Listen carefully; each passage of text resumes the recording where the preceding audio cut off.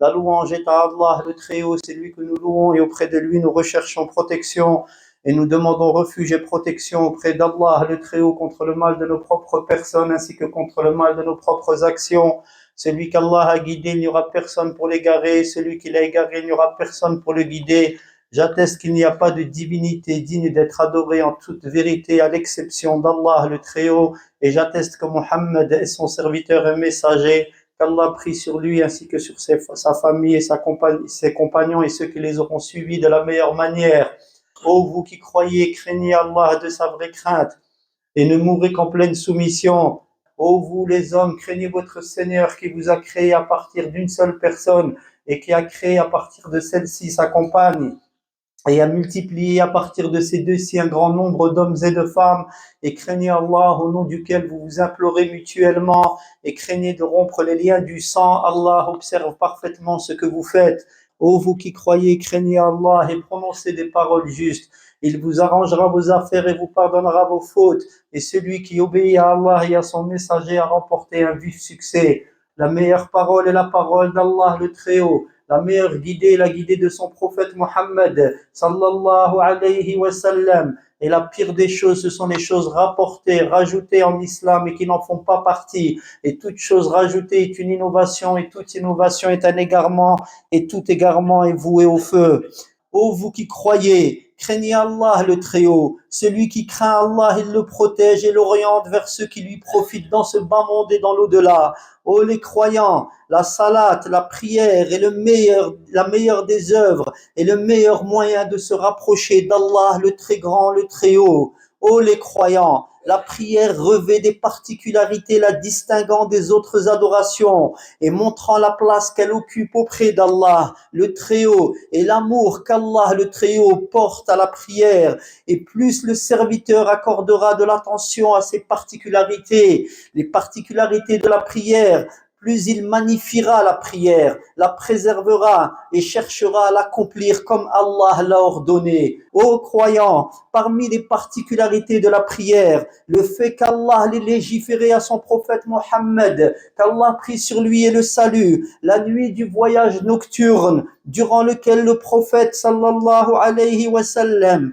a été transporté jusqu'au 7e ciel, où il a entendu la parole d'Allah sans intermédiaire, et qu'à cette occasion, il lui a ordonné la prière, alors que les autres adorations ont été descendues sur le prophète par l'intermédiaire de l'ange Jibril, Gabriel. Ceci montre la haute place de cette adoration et son importance.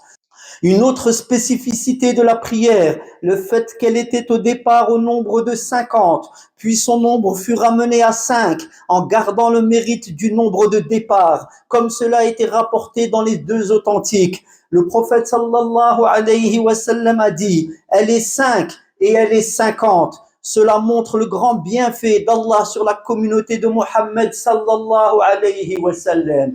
Elle est au nombre de 5, mais son mérite équivaut à 50 prières. La louange est donc à Allah sallallahu alayhi wa sallam pour ses bienfaits.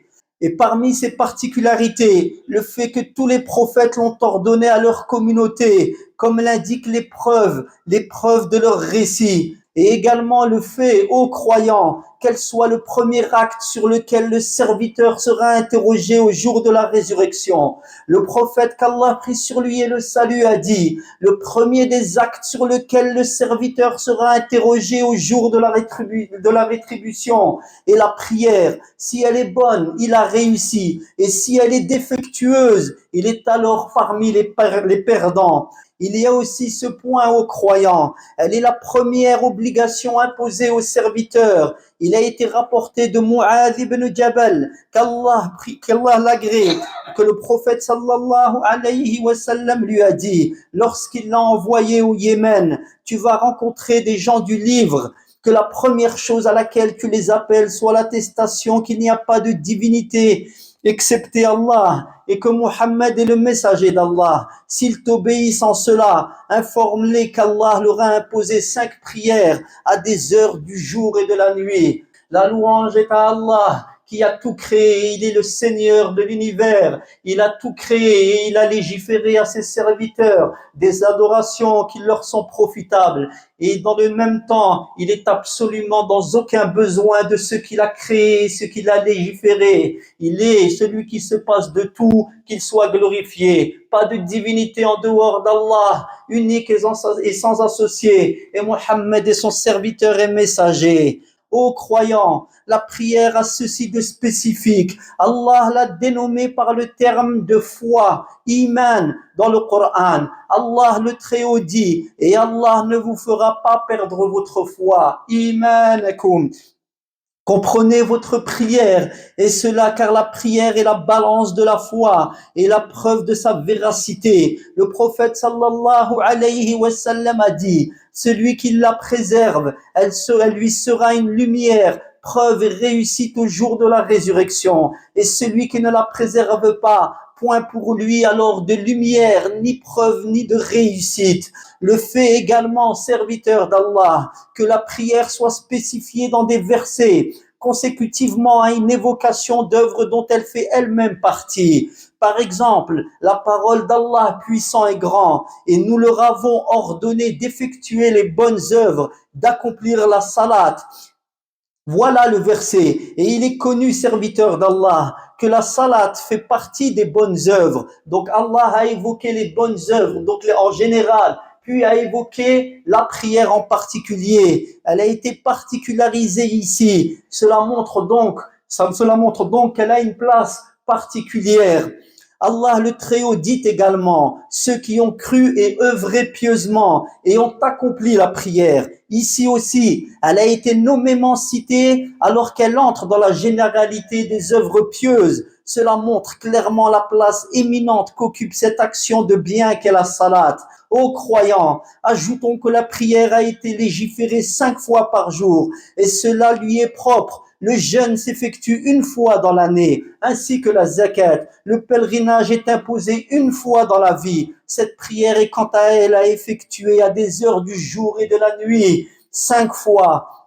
Et cette prière, serviteur d'Allah, se pratique dans n'importe quelle situation, en état de maladie, en voyage et autres. Personne n'en est dispensé. Elle est allégée pour les précités, mais ne peut être annulée dans son entièreté. Et parmi les spécificités de cette adoration, le fait qu'Allah ait imposé comme condition à son accomplissement que le serviteur soit en état de pureté, dans le meilleur de ses états, et qu'il s'oriente vers la maison sacrée d'Allah le Très-Haut. Et le prière ne doit pas laisser vaquer son esprit durant sa pratique de la salat à des pensées susceptibles de le faire sortir de celle-ci, car le serviteur n'aura de sa prière que la partie dans laquelle il aura été présent de corps et de cœur, qu'il ne se laisse donc pas dissiper par des paroles, des pensées ou autres, et qu'il mette tout son cœur et ses gestes dans cette prière, en s'orientant vers Allah le Très-Haut. Voici, serviteur d'Allah,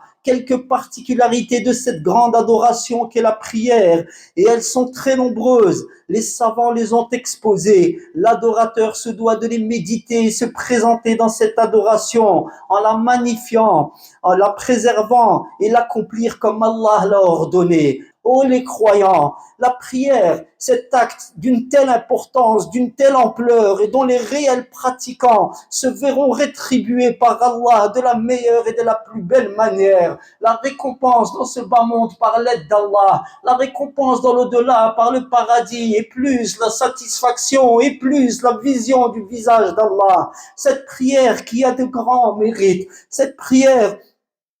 Et malheureusement, beaucoup de gens ne se soucient guère de son cas et elle n'occupe pas une grande place dans leur cœur. Et c'est pour cela qu'ils s'en détournent pour s'occuper de facéties et de futilités. Comme elle est délaissée, comme elle est dénigrée, et que de gens se laissent aller dans son accomplissement. Et cela, serviteur d'Allah, à cause du peu d'importance qui est accordée à la religion, la faiblesse de la foi et l'absence de prise de conscience de la haute place de cette adoration et de son importance primordiale. Plus encore, le peu de place qu'occupe la religion dans son entièreté dans le cœur de ces gens. Qu'Allah nous préserve de cela.